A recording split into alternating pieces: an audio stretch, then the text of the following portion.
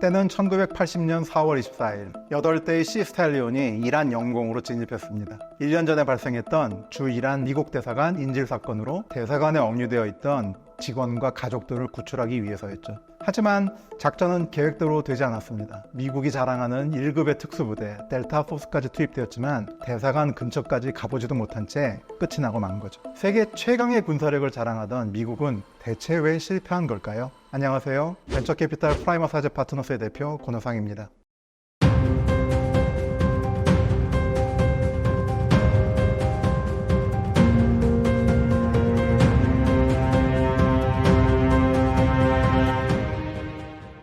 지금은 다소 이상하게 들릴 수도 있는 이야기지만 1970년대까지만 해도 이란은 미국의 굉장히 중요한 동맹국 중 하나였습니다. 소련의 방공망을 테스트해보기 위해서 괜히 의도적으로 도발하고 시험하는 그런 작전들을 이란의 공군기지를 기반으로 해서 이제 실제로 펼쳤었고요. 그 중에 몇 대는 작전 중에 사실 격추가 돼서 죽기도 하는 그런 일들이 실제로 있었습니다. 이란이 미국에게 얼마나 중요한 존재였는가를 사실 상징하는 거가 있는데 미국의 최신의 전투기라고 할 수 있는 F-14 톰캣을 이란이 구매해서 실제로 사용했던 유일한 나라고 지금까지도 이란만이 F-14를 사용했던 경험이 있는 그런 나라이기도 했던 겁니다. 그리고 1967년부터 미국은 사실 무기 등급으로 농축된 우라늄도 이란에게 제공을 했어요. 유사시에 이란을 핵무기 보유국으로 만들기 위해서였던 거죠. 문제는 1977년에 시작됐습니다. 당시 이란을 통치하고 있던 모함마드 레자 팔라비를 반대하는 시민운동이 일어났던 겁니다. 이듬해인 1978년 이 운동은 전국적인 시위와 파업으로 확대되었고 결국에는 유혈 사태까지 벌어지게 됩니다.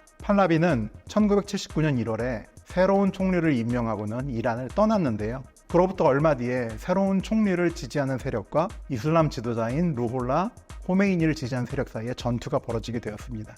약 열흘간 이어진 전투의 승자는 호메이니였죠. 사건은 여기서 끝이 아니었습니다. 암 말기 판정을 받은 팔라비가 치료를 위해 미국으로 입국했는데요. 이를 미국의 또 다른 공작이라고 믿은 이란인들이 미국 대사관을 점거하는 사태가 벌어진 겁니다. 영원한 우방인 줄 알았던 두 나라의 관계가 틀어지는 건 한순간이었던 거죠. 초기에 미국의 대응은 굉장히 침착했습니다. 섣부르게 움직이기보다는 인질들을 가족의 품으로 돌려달라는 인도주의의 호소를 했던 거죠. 실제로 이러한 호소는 성과도 있었습니다. 이란이 전격적으로 13명의 인질을 석방을 했던 거죠. 덕분에 당시 미국 대통령이었던 지미 카터의 지지율이 60% 이상으로 치솟기도 했었습니다. 하지만 그러한 기대는 얼마 가지 않아 배신되게 됩니다. 이란이 해가 바뀌어도 남은 인질들을 풀어주지 않게 되자 카터의 지지율이 점점 떨어지기 시작했거든요. 그 해 1980년에 카터는 미국 대통령 재선에 도전하고 있었습니다. 선거 전에 강력한 지도자라는 이미지를 구축하기로 마음먹은 카터는 결국 공수 구출 작전을 명령하게 됩니다. 이름하여 독수리 발톱 작전이었죠. 독수리 발톱 작전의 난이도가 높은 건 분명한 사실이지만 역사적으로 이런 작전의 성공 사례가 아예 없었던 건 아니었습니다. 1943년에 정권을 잃은 이탈리아의 무솔리니가 이탈리아 중부에 있는 그런 바위산에 갇혀 있었는데요. 그런 무솔리니를 독일군이 전격적으로 강습을 해서 꺼내온 이제 그란사소라는 작전이 있었습니다. 그 작전에서도 실제로 무솔리니를 성공적으로 구출해내는데 성공했던 사례가 있었고요. 1977년에 소말리아의 모가디슈 공항에서 여객기가 이제 테러범들에게 납치가 돼서 인질들과 함께 있던 사건이 있었는데 독일의 특공대가 그 인질들을 단 한 명도 잃지 않고 모두 안전하게 그걸 구출을 했던 그런 작전들도 실제로 있었습니다. 그래서 이게 쉬운 작전은 아니지만 과거의 그런 성공한 사례들로 보건대 그리고 그때나 지금이나 마찬가지지만 세계 최강이라고 할 수 있는 군사력을 보유한 미국이 이런 공수 구출 작전을 시도한다는 건 그렇게 상상 못할 일이라고 볼 수도 없고 또 실패를 걱정할 그런 일은 아니었다고 보여집니다. 자, 이제 인질을 구출할 시간인데요. 공소작전을 통해 인질을 구출하려면 세 가지 선결 조건이 해결되어야 했습니다. 첫째로 인질이 어디 잡혀 있는지 정확한 위치를 알아야 했고요. 그 다음에 그런 구조대원들과 구출에 성공한 인질들을 수송할 수 있는 이동수단이 준비되어 있어야 했고요. 그리고 마지막으로는 구출작전을 수행할 수 있는 그런 특수부대가 있어야 했습니다. 미국 입장에서 셋 다 충분히 해결 가능한 문제였어요. 다양한 루트를 통해 인질들이 어디에 갇혀 있는지를 확인을 한 상태였었고요. 특수부대를 실어 나를 헬리콥터라든가 그런 어떤 수송기 이런 것들도 뭐 충분히 있었고요. 그로부터 3년 전인 1977년에 델타 포스라고 하는 미국 육군의 특수부대가 이제 새로 신설이 되게 되면서 이런 작전에 어떻게 보면 딱 적격이라고 할 수 있는 부대도 준비가 되어 있던 겁니다. 미국은 이 작전을 수행하기 위한 이동 수단으로는 시스텔리온이라고 부르는 그런 이제 헬리콥터, 굉장히 큰 대형 헬리콥터를 선택을 했습니다. 그리고 완전 무장한 델타포스 전대원 93명, 그들의 임무를 보조할 인원 53명, 구출을 할 인질 53명, 총 200명의 사람이 나눠 타기 위해서는 시스텔리온이 6대가 필요하다는 사실을 이제 확인을 했던 겁니다. 하지만 작전이라는 게 사실 뜻대로만 되는 건 아니니까요. 딱 6대만 투입하는 건 사실 좀 꺼림칙한 일이었어요. 그래서 그동안의 경험상 실제 이런 헬리콥터를 통한 작전을 했을 때 헬리콥터가 문제없이 작동할 확률이 경험적으로 한 75% 정도라는 거를 알고 있었고요. 이걸 감안해서 작전에 모두 8대의 헬리콥터를 투입하기로 결정했습니다. 8대 늘면은 75%가 작동한다고 보면 구출 작전을 펼치는데 문제가 없을 거다. 이렇게 생각을 했던 겁니다. 하지만 뜻대로 되지 않았어요. 이란 영공으로 날아 들어간 그 8대의 시스텔리온 중에서 한 대는 도중에 주회전 날개에 금이 가서 더 이상 작전 수행하는 게 불가능하게 됐고요. 다른 한 대도 거센 모래폭풍을 맞아서 계기가 모두 망가지는 그런 고장 문제가 생기게 되었습니다. 그래서 어쩔 수 없이 다시 항공모함으로 이제 귀환할 수밖에 없었습니다. 그래도 6대가 남으면 어떻게든 해볼 여지가 있었는데 또 한 대가 고장이 발생해서 기름이 새버리면서 안전한 그런 이제 비행을 기대할 수 없는 상태가 되게 됩니다. 결과적으로 남은 헬리콥터는 5대밖에 없었던 거예요. 근데 5대 가지고는 200명이 모두 타고 올 방법은 없었습니다. 결국 세계 최강을 자부하던 델타포스는 인질 근처도 못 가본 채 그 이란의 오지에 있는 사막에서 발걸음을 돌리고 작전을 도중에 포기하게 됩니다.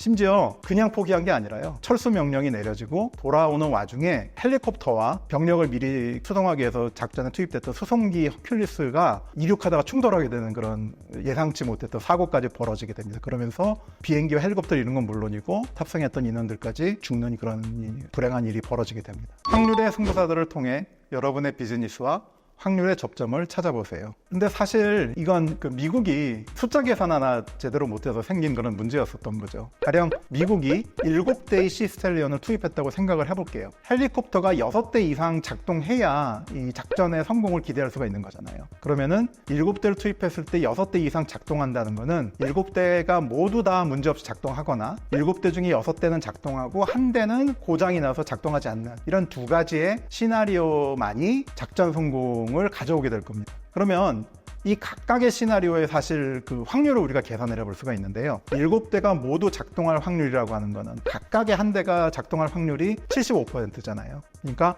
7대가 모두 작동하려면은 75%, 즉 0.75의 일단 7제곱이 7대가 모두 문제없이 작동하게 될 그런 이제 확률이 되게 될 거고요.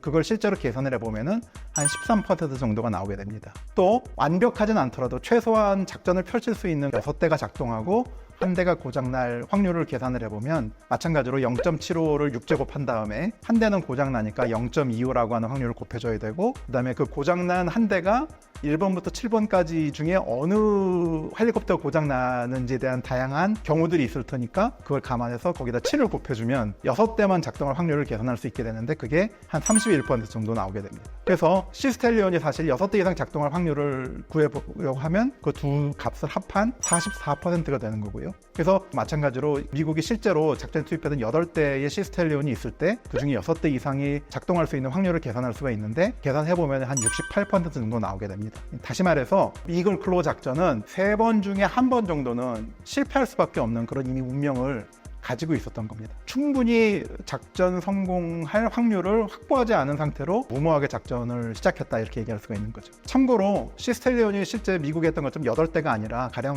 10대를 투입을 했다면 6대 이상의 시스텔리온이 작동할 확률은 92%까지 올라가게 되고요. 12대를 투입했다면 이 성공 확률을 99%까지 올릴 수가 있었습니다. 미국이 당시에 시스텔리온을 몇 대 가지고 있었냐면 30대 가지고 있었거든요. 12대를 투입하겠다는 거는 결정만 내려졌다면 불가능한 일은 전혀 아니었던 그런 것들. 이 사건은 몇 가지 여파를 남겼습니다. 우선 다음날 사막에 남겨진 시스텔리온과 수송기 허큘리스의 잔해를 발견한 이란은 사태를 처음에는 파악하지 못해서 이게 무슨 일인가 싶었다가 무슨 일이 벌어졌는지를 이제 짐작을 하게 된 거죠. 그 이후로 분노와 기쁨을 동시에 표출했습니다. 특히 호메이니는 알라께서 모래바람을 보내셔서 미국의 특공대가 도중에 작전을 포기했다면서 특히나 미국에 반감 가득한 이란인들을 부추겼던 거죠. 그 미국은 작전을 도중에 포기하고 고장난 시스텔리온을 이란의 사막에 놓고 갈 수밖에 없었는데요. 그거를 다시 이란이 수거해서 이란 해군의 헬리콥터로 실제로 사용을 했습니다. 신의 선물의 일부는 미국의 선물이겠죠. 좀 정확하게는 시스텔리온이라고 하는 그런 이제